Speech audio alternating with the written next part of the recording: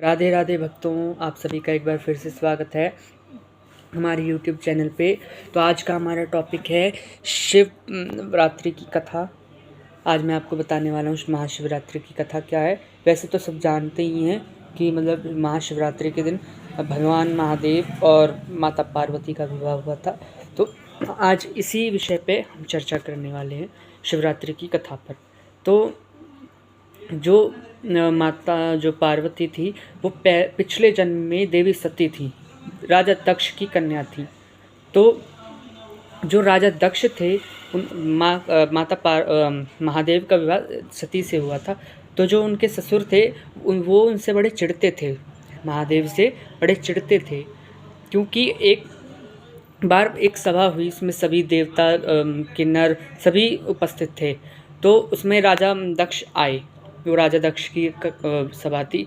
तो सभी आए तो सभी खड़े हो गए, जैसे कोई मतलब बड़ा हमारे कोई स्कूल में टीचर आए तो कैसे खड़े हो जाते हैं, प्रिंसिपल आए तो वैसे ही सभी उनके आदर में खड़े हो गए। परंतु महादेव, सभी जानते हैं महादेव तो राम भक्त हैं, प्रभु का नाम लेते रहते हैं हर समय।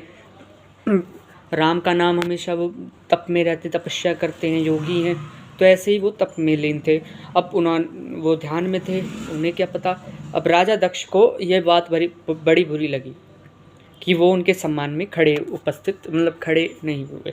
ये बात उन्हें बहुत बुरी लगी। तो वो बहुत चिढ़ते थे इसी बात से कि वो हमेशा तपस्या करते हैं, इसलिए उनकी कई बुराइयां भी करते थे कि बहुत ही मतलब शमशान में रहता है और भूत प्रेतों के साथ रहता है और बहुत ही सारी बागंबर पहनता है, देवताओं में बैठने के लायक नहीं है। तो वो बहुत ही उनकी निंदा किया करते थे राजा दक्ष। परंतु जो महादेव है ना, उनकी निंदाएं भी उनकी अच्छाई बन जाती हैं। कैसे? महादेव कौन है? यदि देखिए, क्यों महादेव देवताओं में बैठने लायक नहीं है? सही बात है, क्यों? क्योंकि वो महादेव नहीं है, देवों के भी देव हैं, देवताओं के भी भगवान महादेव हैं। तो वो देवों में कैसे बैठ सकते हैं? तो उनकी जो निंदा है ना, वो भी अच्छाई बन गई। और यदि हम जो सभी जानते हैं कि सब भूत प्रेतों को यदि महादेव छोड़ देंगे तो हमें परेशान करेंगे, इंसानों को मनुष्यों को परेशान करेंगे। इसलिए जो शिव की बुराइयां हैं वो भी अच्छाइयों में बदल जाती हैं, क्योंकि सत्यम शिवम सुंदरम, शिव ही सत्य है और शिव ही सुंदर। तो ये उनकी जो निंदाएं हैं ना, अच्छाई में बदल जाती हैं। तो इसके बाद राजा दक्ष ने एक यज्ञ आयोजित किया, जिसमें उन्होंने सभी देवताओं को बुलाया, सभी मतलब गंधर्वों को, किन्नरों को, सभी को आमंत्रित किया। ब्रह्मा विष्णु महेश दोनों देवों को स्थान दिया, परंतु उन्होंने महादेव को और देवी सती को आमंत्रित नहीं किया। तो अब क्या था, सब अपने विमान सजाकर जाने लगे। अब माता सती देख रही हैं, विमान जा रहे हैं, बड़े बड़े वाहन जा रहे हैं, सोचती ही लगता है कुछ आयोजित है, परंतु हमें क्यों आमंत्रण नहीं मिला। अब इतने में वहाँ नारद जी आए।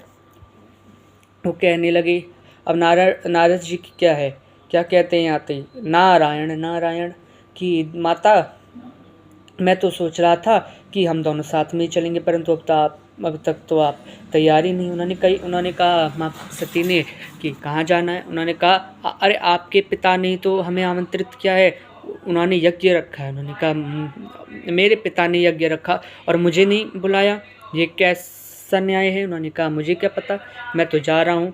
अब महादेव ध्यान मग्न थे। अब जब वो ध्यान में से उठे तो उन्होंने देवी सती ने कहा कि चलिए हमें चलना है। उन्होंने कहा कहाँ चलना है महादेव ने?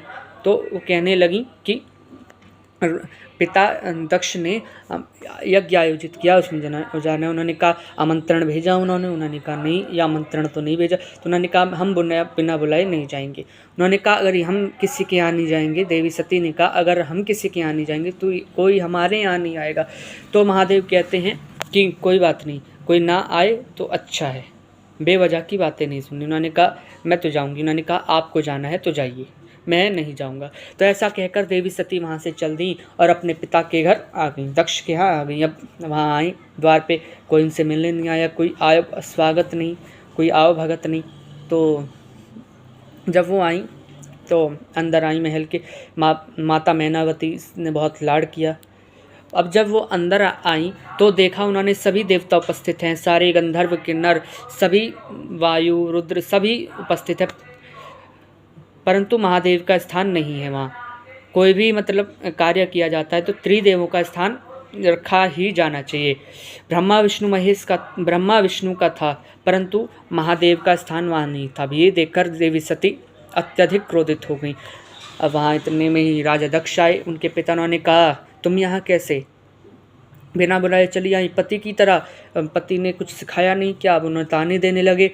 अब उन्होंने कहा यदि पिताश्री, यदि मैं आपकी पुत्री ना होती ना तो इसी समय मैं भी आदिशक्ति हूँ, आपकी गर्दन धड़ से अलग कर देती, परंतु मैं ऐसा करना नहीं चाहती, क्योंकि मैं नहीं चाहती कि पुत्री के सर पर पिता हत्या का पाप चढ़े। अब ऐसा उन्होंने कहा मैं आपको तो नहीं मार सकती, परंतु मैं खुद जरूर मर सकती हूँ। तो इतना कहकर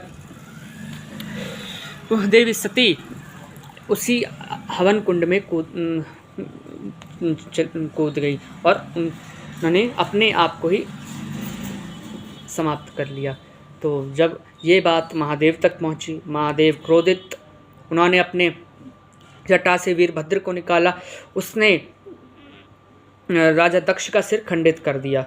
अब जो राजा दक्ष का जो सिर था वो जो जाके उसी हवन में जाकर गिर गया, उसी यज्ञ में जाकर गिर गया।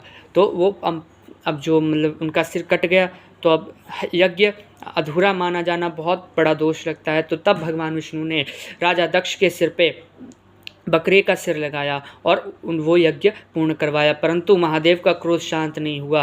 उन्होंने सारे में तबाही मचा दी, सर्वनाश हो गया। तभी महादेव ने देवी सती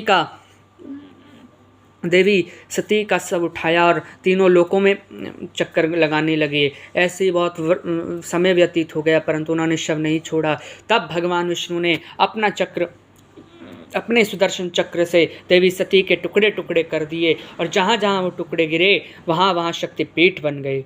तो ये थी, और ऐसे ही शक्तिपीठों की स्थापना हुई थी। अब देवी सती से विरक्त होने के बाद महादेव बहुत ही दुखी हो गए। अब क्या था, फिर देवी सती ने राजा हिमालय के घर पार्वती के रूप में जन्म लिया। महादेव विवाह के लिए तैयार नहीं थे। अब राजा हिमाचल, जब देवी इस पार्वती बहुत मतलब बड़ी हो गई, युवा अवस्था में आ गई, तब उन्होंने नारद जी को, उनके पिता ने नारद जी को बुलाया। उन्होंने कहा देखिए हमारी पुत्री के लिए कैसा वर सही रहेगा। उन्होंने कहा इसका वर अघोरी जैसा रहेगा, योगी रहेगा और बहुत ही ज़्यादा क्रोधी होगा। उन्होंने कहा ऐसा वर हमारी बागंबर पहनेगा, त्रिशूल और डमरू बजाने वाला इसका वर होगा। उन्होंने कहा हमें ऐसा वर नहीं चाहिए, हम अपनी पुत्री का विवाह नहीं करेंगे। अब उन्होंने मना कर दिया ऐसे कहते ही। अब भगवान विष्णु महादेव के पास गए। उन्होंने कहा चलिए आपका विवाह करना है। उन्होंने कहा मुझे विवाह नहीं करना है। उन्होंने कहा पहले देखिए तो सही। तो उन्होंने एक आंखें बंद करके देखा तो वो देवी सती थी। उन्होंने कहा ये तो सती। उन्होंने कहा हाँ, देवी सती ने राजा हिमवान के घर पे पुत्री रूप में जन्म लिया है, पार्वती के रूप में। तो ऐसे उनका विवाह हुआ। महाशिवरात्रि के तौर पे इनका विवाह उत्सव है, विवाह के रूप में मनाया जाता है। तो आज की वीडियो थी ये, और अगर अच्छी लगी हो तो लाइक करें, चैनल को सब्सक्राइब करें, वीडियो को आगे बढ़ाएं। हर हर महादेव, शुभ सोमवार।